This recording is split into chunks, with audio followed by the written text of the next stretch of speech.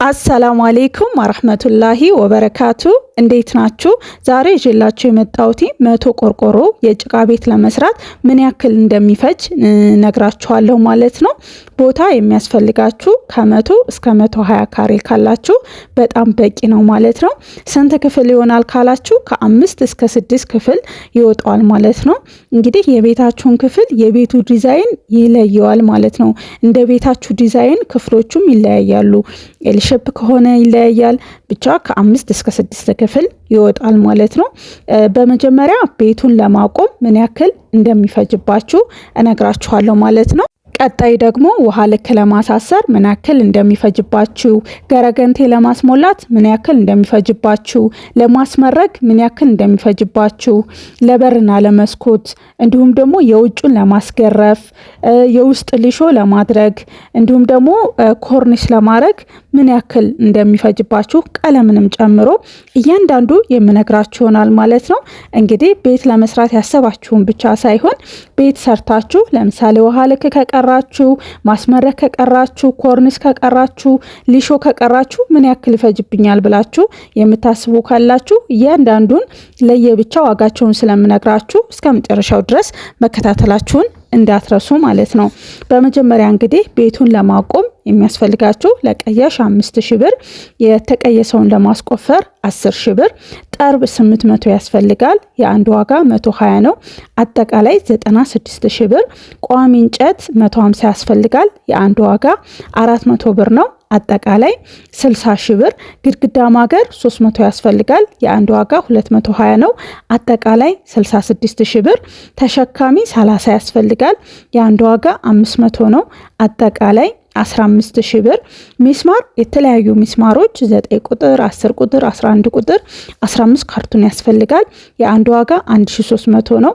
አጠቃላይ 19500። የቆርቆሮ ሚስማር 4 ያስፈልጋል። አጠቃላይ 6000 ብር። ከፈፋ 15 ያስፈልጋል። የአንድ ዋጋ 700 ብር ነው። አጠቃላይ 10500 ብር። ቀጣይ የሚሆነው ራሱ ቆርቆሮ 100 ፍሬ ያስፈልጋል። የአንድ ዋጋ 1300 ነው።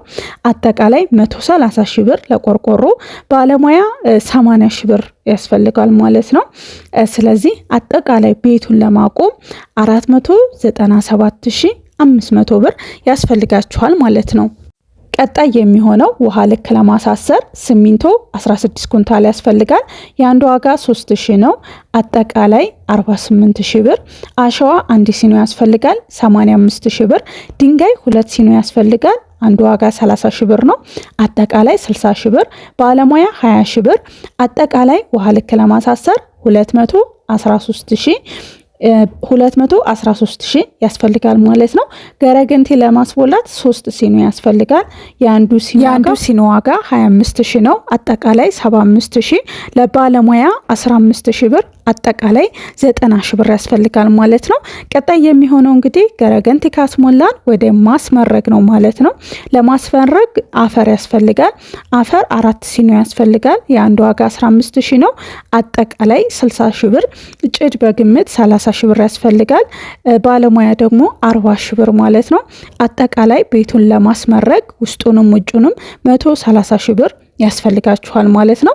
ቀጣይ የሚሆነው እንግዲህ ለበርና ለመስኮት ነው ማለት ነው።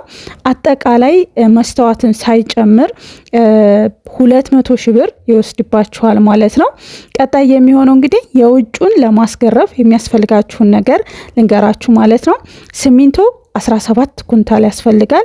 የአንድ ዋጋ 3000 ብር ብያችኋለሁ። 51000 ብር። አሸዋ 1 ሲኖ 85000 ብር። ሽቦ 4 ጥቅል ያስፈልጋል። የአንዱ ጥቅል ዋጋ 2500 ነው። አጠቃላይ 10000 ብር። ሚስማር 14 ካርቶን ያስፈልጋል። የአንዱ ዋጋ 3000 ብር ነው። አጠቃላይ 42000 ብር። ባለሙያ 20000 ብር። አጠቃላይ የውጩን ለማስገረፍ የሚፈጅባችሁ 208000 ብር ያስፈልጋችኋል ማለት ነው። ቀጣይ የሚሆነው እንግዲህ የውስጡን ሊሾ ማሰራት ነው ማለት ነው። ሊሾ ለማድረግ አሸዋ 1 ሲኖ ያስፈልጋል። 85000 ብር። ሲሚንቶ 14 ኩንታል ያስፈልጋል።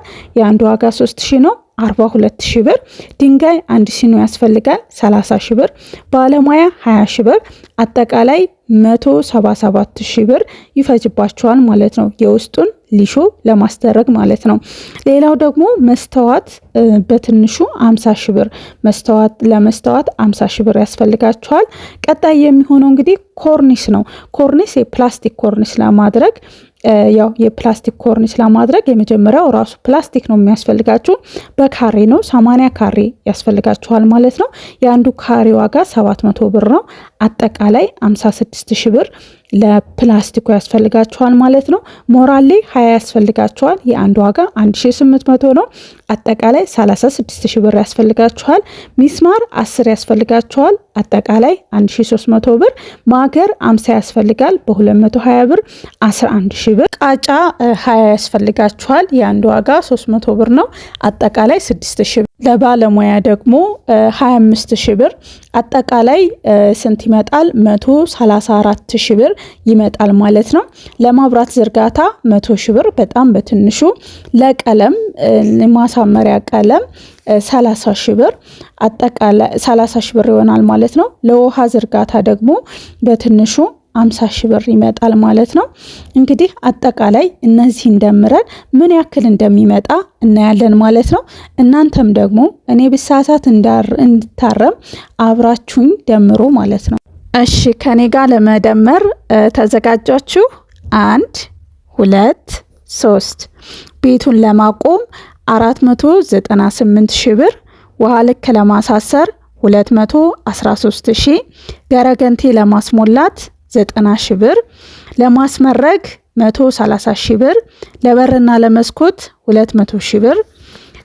ቀጣይ የሚሆነው ለማስገረፍ 184 ሺህ ብር፣ ሊሾ ለማሰራት 177 ሺህ ብር፣ ለመስታወት 50 ሺህ ብር፣ ለኮርኒስ 147 ሺህ፣ ለማብራት 100 ሺህ ብር፣ ለቀለም 30 ሺህ ብር፣ ውሃ ልክ 50 ሺህ ብር፣ ለጥቃቅን ወጭ ደግሞ 200 ሺህ ብር።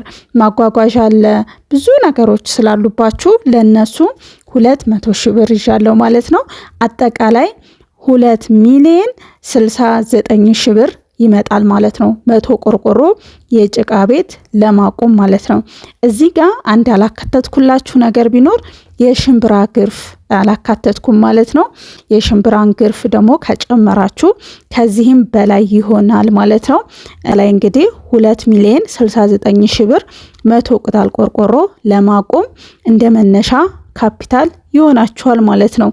ይህ ዋጋ እንግዲህ እንደየአካባቢያችሁ እንደየሰፈራችሁ እንደያላችሁበት አካባቢ እንደያላችሁበት ከተማ ይለያያል ማለት ነው።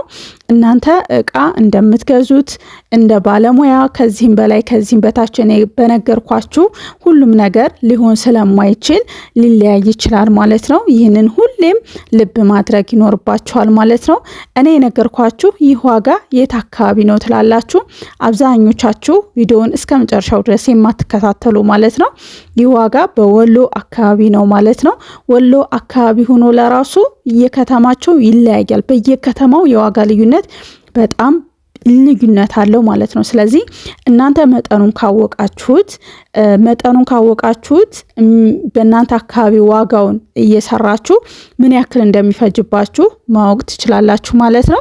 እንግዲህ የዛሬው ቪዲዮ ይህንን ይመስል ነበረ።